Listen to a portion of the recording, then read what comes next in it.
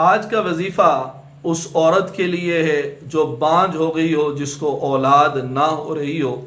یا ایسا طبیب کہ لوگوں کو دوائی دیتا ہے لیکن لوگوں کو شفا نہیں ملتی اور وہ چاہتا ہے اللہ میرے ہاتھ میں شفا عطا فرما دیں،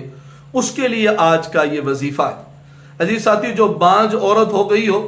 وہ 7 روزے مسلسل رکھے اور 21 مرتبہ الخالق البارئ الخالق البارئ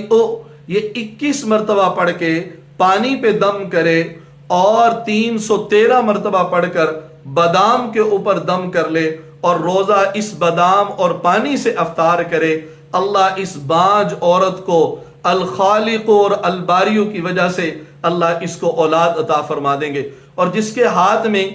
جو طبیب یہ چاہے میرے ہاتھ میں شفا آ جائے، وہ روزانہ اس کو 1000 مرتبہ الخالق الباریو پڑھے، اللہ اس کے ہاتھ میں شفا دے دیتے ہیں۔ اللہ ہمیں عمل کی توفیق نصیب فرما دے۔